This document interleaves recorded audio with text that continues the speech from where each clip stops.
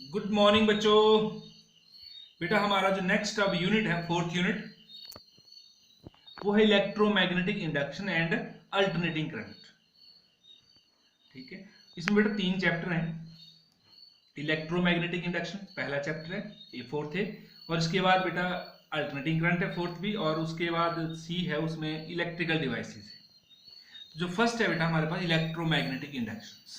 ठीक है, अभी बेटा जो पिछला यूनिट हमारे पास थर्ड, उसमें पढ़ा है हमने कि जहां पर करंट होगा उसके चारों तरफ क्या होगी, मैग्नेटिक फील्ड। और करंट किसके कारण होगा, rate of flow of charge. मतलब जब भी जो चार्ज मूव करेगा तो करंट और करंट के कारण मैग्नेटिक फील्ड होगी। तो मतलब मूविंग एक जो चार्ज जो है बेटा, एक किसका सोर्स होता है, इलेक्ट्रिक फील्ड का। और जब चार्ज मूव करेगा तो किसका सोर्स बन के साथ में वो मैग्नेटिक फील्ड भी प्रोड्यूस करता है, क्योंकि उसके कारण करंट होगा, करंट के कारण क्या होगी, मैग्नेटिक फील्ड। तो मूविंग चार्ज क्या प्रोड्यूस करता है बेटा, मैग्नेटिक फील्ड। जो सोर्स इलेक्ट्रिक फील्ड का था वो क्या प्रोड्यूस कर रहा है, मैग्नेटिक फील्ड। मतलब moving charge is source of both electric field and magnetic field. मतलब मूविंग चार्ज जो सोर्स है मैग्नेटिक इलेक्ट्रिक फील्ड का, it is also a source of magnetic field. अब बेटा क्वेश्चन ये है, जो मैग्नेट है, मैग्नेट क्या प्रोड्यूस करता है, मैग्नेटिक फील्ड। तो मैग्नेट किसका सोर्स होता है, मैग्नेटिक फील्ड का।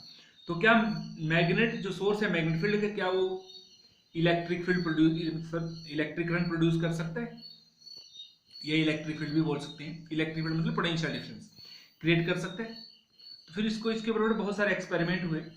तो जो माइकल फैराडे हैं यूके के, और जोसेफ हेनरी यूएसए के, इन्होंने बेटा लगभग 1830 में के अराउंड लगभग इन्होंने प्रूव कर दिया कि जो जब भी मैग्नेटिक फील्ड में चेंज आएगी किसी कॉइल के चारों तरफ, जो कॉइल है कोई भी, उस कॉइल के साथ जो लिंक करी मैग्नेटिक फील्ड, उसमें कोई चेंज आएगी तो उस चेंज के कारण इसमें क्या इंड्यूस होते हैं बेटा, ईएमएफ इंड्यूस होगी, ईएमएफ प्रोड्यूस होगी।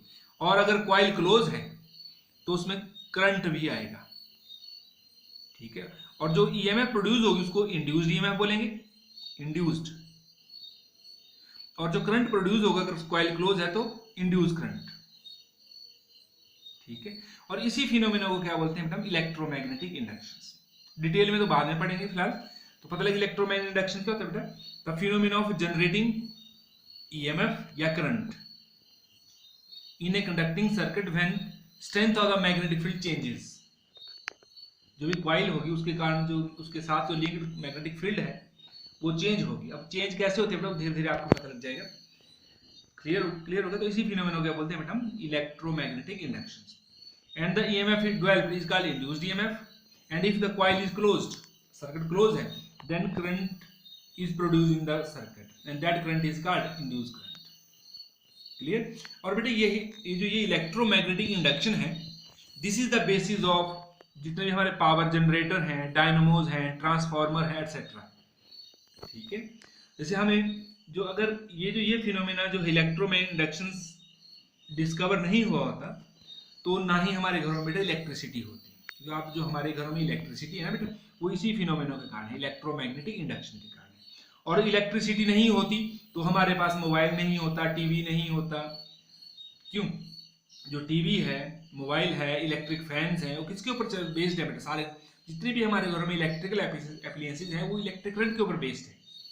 अगर ये फिनोमेना ही नहीं होता तो घरों में भी इलेक्ट्रिक करंट, इलेक्ट्रिसिटी नहीं होती, ना ही हमें लाइट, जो बल्ब लाइट देता है, लाइट के बारे में नहीं पता होता। तो इलेक्ट्रिक करंट कौन सा, जो बल्ब जनरेट करता है, जो बल्ब प्रोड्यूस करता है। मतलब जब जो टंगस्टन में या क्या होगा करंट पास होता है तो it becomes white hot and क्या करता है बेटा, जनरेट हीट। वो ही जनरेट मतलब हीट प्रोड्यूस करता है, जो बहुत ज़्यादा हॉट हो जाता है। तो वो किसके कारण होता है, इलेक्ट्रिक करंट के कारण। ठीक है, तो अब पहले इस फिनोमेना को समझने से पहले बेटा हमें एक टॉपिक पढ़ना पड़ेगा बेटा, एक मैग्नेटिक फ्लक्स। ठीक है, मैग्नेटिक फ्लक्स होता क्या है। अब बेटा मैग्नेटिक फ्लक्स वहीं पे होगा जहां पर मैग्नेटिक फील्ड होगी। ठीक है, जब मैग्नेटिक फील्ड है, मैग्नेटिक फील्ड हमने बी, मैग्नेटिक फील्ड इंडक्शंस या मैग्नेटिक फील्ड स्ट्रेंथ बी से लिखते हैं बेटा। और बी हमें पता है क्या होता है बेटा, मैग्नेट बी। ये इसको हम दो तरीकों से डिफाइन करते हैं। एक तो आपने उससे डिफाइन किया होगा, F is equal to Q V B sine theta. तो जब क्यू वन होता है, वी वन होता है, साइन थीटा 90 मतलब 1 होता है तो थीटा में 90 डिग्री, तो Q F is equal to B. वहां से डिफाइन किया था हमने कि जो मैग्नेटिक फील्ड होती है induction at a point is equal to force experience by a unit charge moving with unit velocity perpendicular to the direction to या in a direction which is perpendicular to the magnetic field. ठीक है, अब बेटा लेकिन और साथ में मैंने ये भी बताया था बेटा आपको कि जो मैग्नेटिक फील्ड होती है किसी भी पॉइंट के ऊपर, जो मैग्नेटिक फील्ड स्ट्रेंथ, ये मैग्नेटिक इंडक्शन जो होती है क्या होती है, number of magnetic field lines crossing per unit area, एक यूनिट एरिया में से जो number of magnetic field lines cross होती है नॉर्मली, उनको क्या बोलते हैं बेटा हम, मैग्नेटिक फील्ड। अब बी हमें पता है, बी क्या होते हैं, number of magnetic field lines passing through एक यूनिट एरिया। अब जो मैग्नेटिक फ्लक्स है वो होता है बेटा कि कोई भी गिवन एरिया उसमें से total number of magnetic field lines कितनी पास हो रही है, वो भी नॉर्मली। ठीक है, तो अगर एक यूनिट एरिया में से बी आ रही है तो अगर ए एरिया तो उसमें से कितनी मैग्नेटिक फील्ड लाइन जाएंगी बेटा, बी इंटू ए। ठीक है, तो मैग्नेटिक फ्लक्स क्या होता है बेटा, through any surface area vector. अगर एरिया वेक्टर हमें पता है, एरिया वेक्टर हमने फर्स्ट यूनिट में बताया था, एरिया वैसे स्केलर पॉइंटेड होती है, लेकिन समटाइम वो क्या होता है बेटा, it is convenient to use area as a vector. तो एरिया वेक्टर क्वांटिटी क्या, किसी एरिया के ऊपर हम नॉर्मल प्लॉट करते हैं, वो किसको देते हैं बेटा, एरिया वेक्टर। अगर एरिया क्लोज्ड है तो हम बाय कन्वेंशन किस तरफ बोलते हैं, आउटवर्ड नॉर्मल, बाहर की ओर जो नॉर्मल होगा दैट इज एरिया वेक्टर। ठीक है, तो जो मैग्नेटिक फ्लक्स होगा through any area vector A held in magnetic field, जिसको हमने उस एरिया को कहां हेल्ड किया, मैग्नेटिक फील्ड में, बी, इज मेजर्ड बाय, उसको कैसे मेजर करते हैं बेटा, मेन तो ये है total number of magnetic field lines of force crossing surface normally, जो सरफेस को नॉर्मली क्रॉस करती हैं वो total number of magnetic lines को क्या बोलते हैं बेटा, जो किसी एरिया में से पास करेंगी नॉर्मली, उनको क्या बोलते हैं, मैग्नेटिक फ्लक्स। और इसको बेटा हम फाई से लिखते हैं। ठीक है, और it is also equal to the dot product of magnetic field and area vector. तो जो ये है डॉट प्रोडक्ट होता है मैग्नेटिक फील्ड और एरिया वेक्टर। देखो बेटा, जैसे ये मान लो ये मैग्नेटिक फील्ड लाइंस है, ये नॉर्मल, ये पास कर रही है बेटा इस एरिया में से, मान लो ये इस जो सरफेस लिए इसका एरिया कितना है, ए।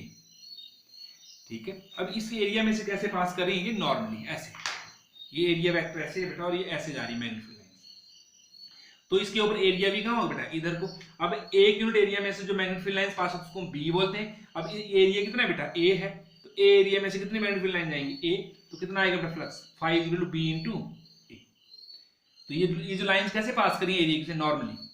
ठीक है, जैसे हमने ये एक और ये लिया बेटा, अब इसमें जो है मैग्नेटिक फील्ड लाइंस नॉर्मली नहीं है, ये किसी ना किसी एंगल पे है नॉर्मल के साथ, ये मान लो एरिया वेक्टर, नॉर्मल इसके एरिया वेक्टर का कितना डिग्री का एंगल है, थीटा। अब बी का कौन सा कंपोनेंट इस सरफेस के ऊपर नॉर्मली है, बी कॉस ऑफ थीटा। तो अब यहां पर फ्लक्स कितना आएगा, जो मैग्नेटिक फील्ड लाइंस नॉर्मली पास करें बी कॉस ऑफ थीटा और इनटू एरिया कितना ए, तो इतनी मैग्नेटिक फील्ड लाइंस, तो ये फ्लक्स आएगा। और यहां से कितना आएगा बेटा, phi is equal to B A cos of theta. Theta is the angle between magnetic field and area vector. तो इसी से क्या बन जाता है बेटा, बी डॉट ए। तो पता लग गया, जो मैग्नेटिक फ्लक्स होता है it is also equal to the dot product of magnetic field and area vector. Clear हो गया, तो magnetic flux it is also equal to the dot product of B and A. और बेटा यहीं से हमारे पास phi is equal to B dot A, B A cos of theta. अब बेटा when magnetic field lines crossing, when magnetic field line are along the tangential to the surface, जैसे ये सरफेस है, जैसे मैं ये ले रहा हूं बेटा, जैसे ये ऐसे कॉपी है, अब इसका सरफेस ऐसे, मैग्नेटिक फील्ड लाइन कैसे है, इसके ऊपर इस तरफ का अलोंग द सरफेस है, मतलब सरफेस से टेंजेंशियल है। अब सरफेस के ऊपर नॉर्मल कैसे बनेगा, ये ऊपर को, और मैग्नेटिक फील्ड लाइन ऐसे है और नॉर्मल ऊपर को बनेगा। Then what is the angle between them, normal ये बनेगा बेटा, magnetic field line along the surface है, और नॉर्मल कैसे बनेगा सरफेस के ऊपर की ओर नॉर्मली। तो इन मैग्नेटिक फील्ड और एरिया वेक्टर के बीच में कितना डिग्री का एंगल है बेटा, 90 degree. Then what is the flux, theta 90 है, तो phi is equal to B A cos 90, कितना आएगा 0। मतलब when magnetic field lines are along the surface, या ठीक है touching the surface tangentially, then magnetic flux कितना आएगा बेटा, 0 आएगा, मतलब मिनिमम। और जब magnetic field lines perpendicular to the surface होंगी, जैसे ये है मैग्नेटिक फील्ड इस सरफेस से, ये है, ये ऐसे है, और मैग्नेटिक फील्ड लाइंस के ऊपर इस डायरेक्शन में जा रही है बेटा, ऐसे। ठीक है, जब ऐसे पास करेंगी नॉर्मली, तो एरिया वेक्टर भी कहाँ है, इधर कोई, और बी मैग्नेटिक फील्ड लाइन इधर कोई है, तो उनके बीच में कितना डिग्री का एंगल होगा बेटा, 0 डिग्री। और फ्लक्स कितना आएगा, बी ए cos 0, cos 0 कितना होता है बेटा 1, तो बी इंटू ए, बी ए आ जाएगा। तो फ्लक्स कितना आ गया बेटा, बी ए। और ये मैक्सिमम फ्लक्स होता है बेटा। तो मैक्सिमम फ्लक्स कब होगा, when magnetic field lines are normal to the surface, जब सरफेस के ऊपर नॉर्मली जाएंगे, नॉर्मल टू द सरफेस। तो मैग्नेटिक फील्ड लाइंस तो फ्लक्स उस टाइम मैक्सिमम होगा, और जब along the surface side magnetic field lines आती है तो फ्लक्स कितना आता है बेटा, 0। क्लियर। अब बेटा फ्लक्स के यूनिट क्या होते हैं, या पहले डायमेंशन ही ले लेते हैं। देखो डायमेंशंस ऑफ फ्लक्स, तो फाई कितना आता है बेटा, बी ए कॉस 0, ठीक है। और बी के अभी हमने बताया बी कैसे होता है, मैं यही लिख देता हूं अभी, जो F is equal to Q V B sine theta. तो साइन थीटा के तो कोई डायमेंशन नहीं होती। जब मैक्सिमम यार जब 90 मैक्सिमम फोर्स कब लगेगी, जब जो वेलोसिटी होती है मैग्नेटिक फील्ड के ऊपर परपेंडिकुलर होती है, तो वो कितनी आती है बेटा force, F is equal to Q V B. तो अब यहां से बेटा बी के डायमेंशन, क्यू को और वी को नीचे लिया, हम पहले भी डिराइव कर चुके हैं। तो यहां पर बेटा मैंने बी की वैल्यू क्या पुट कर दी, F upon Q V into area, और कॉस थीटा के कोई डायमेंशन नहीं तो उसको भूल जाओ फिलहाल। तो एफ इजिकल टू, अब बेटा एफ फोर्स के क्या होते हैं, M L T minus two, area के एल स्क्वायर, क्यू के ए टी, और वेलोसिटी के एल टी माइनस वन। तो टी और टी माइनस वन कैंसिल हो जाएंगे बेटा, इस लेंथ से ये लेंथ कैंसिल हो जाएगी, M L two T minus two, और ए बचा यहाँ पर बेटा, ये और दोनों टी और टी माइनस कैंसिल हो जाएंगे, ए ऊपर जाएगा तो ये M L two T minus two A minus one. This is the dimension, ये जो ये है ये डायमेंशन है किसके, मैग्नेटिक फ्लक्स के, ठीक है। Dimensions of magnetic flux M L two T minus two A minus one. Clear. अब बेटा इसके यूनिट, ये जो यूनिट है बेटा, यूनिट ऑफ मैग्नेटिक फ्लक्स, वो होते हैं ऐसा यूनिट बेटा वेबर होते हैं। ऐसा यूनिट क्या होते हैं, वेबर, ठीक है। देखो अभी हमने पढ़ा जो फ्लक्स होते हैं B A cos of theta, जब मान लो बेटा cos थीटा 1 है, वो cos थीटा 1 कब होगा, जब 0 डिग्री होगा, मतलब magnetic field lines are normal to the surface. जब नॉर्मल टू द सरफेस होंगे तो एरिया वेक्टर और मैग्नेटिक फील्ड के बीच में, एरिया वेक्टर और मैग्नेटिक फील्ड के बीच में कितने डिग्री एंगल होगा, 0 डिग्री। तो cos 0 है, और मान लो मैग्नेटिक फील्ड वहां पर कितने हैं, 1 टेस्ला है, और ये जो सरफेस है उसका एरिया कितना है, एरिया कितना, 1 मीटर स्क्वायर है। मान लो बी क्या है बेटा, 1 टेस्ला है, और बी एरिया 1 मीटर स्क्वायर है, और थीटा कितना है, 0 डिग्री। तो उस मैग्नेटिक फ्लक्स को क्या बोलेंगे बेटा हम, 1 weber. 1 weber is equal to 1 magnetic field 1 tesla होगी, एरिया कितना, 1 मीटर स्क्वायर। तो मतलब, तो कैसे define, how will you define 1 weber. तो 1 weber is the amount of magnetic flux over an area of कितना, 1 स्क्वायर मीटर या 1 मीटर स्क्वायर, हेल्ड, कैसे हेल्ड किया, normal to the magnetic field. तभी तो जब मैग्नेटिक फील्ड नॉर्मल होगी तभी तो एरिया वेक्टर और मैग्नेटिक फील्ड के बीच में कितने डिग्री एंगल आएगा, 0, ठीक है। तो 1 weber is the amount of magnetic flux over an area of 1 metre square या 1 square metre, held normal to the uniform magnetic field of 1 tesla, held normal to the uniform magnetic field of 1 tesla. तो 1 weber कितना होता है बेटा, 1 Tesla metre square, 1 weber, ठीक है। अब बेटा सीजीएस जो यूनिट होते हैं वो होते हैं मैक्सवेल।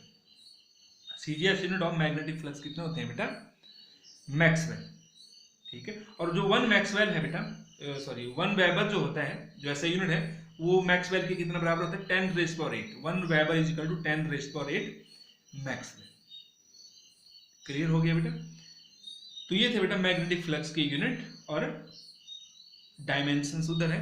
और साथ में बेटा ध्यान देना है, यूनिट है बेटा हम यहां से भी बता सकते हैं, एक कई बार यहां से पूछते हैं।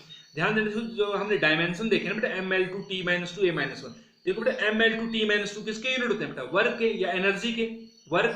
और पर ए माइनस ए कहाँ है, नीचे, ए नीचे लिखो, ए किसके यूनिट होता है, एम्पेयर। एम्पेयर मतलब करंट, तो वर्क अपॉन करंट। और करंट क्या होता है बेटा, अभी डब्ल्यू, सॉरी वर्क तो डब्ल्यू लिख लिया हमने, करंट क्या होता है, charge upon time, charge upon time. Time कहाँ चल जाएगा बेटा, ऊपर। और बेटा W upon Q, work per unit charge, ये हम पढ़ चुके, पोटेंशियल डिफरेंस, ये हमने पढ़ा बेटा, V is equal to W upon Q, amount of work done in moving a unit charge from infinity to that point against electrostatic force of attraction या repulsion, ठीक है। तो ये है बेटा, तो ये कितना है, टाइम ऊपर डब्ल्यू अपॉन क्यू, वो V, तो V इंटू टी मतलब पोटेंशियल डिफरेंस इंटू टाइम। तो पोटेंशियल डिफरेंस के यूनिट क्या होते हैं बेटा, वोल्ट, और टाइम के क्या होते हैं, सेकंड। तो ये यूनिट भी किसके होते हैं बेटा, फ्लक्स के ही होते हैं बेटा। तो कई बार ध्यान मल्टीपल चॉइस क्वेश्चन में पूछ लेते हैं बेटा कि the unit of magnetic flux, तो वैसे तो वेबर होते हैं ऐसा यूनिट, ठीक है।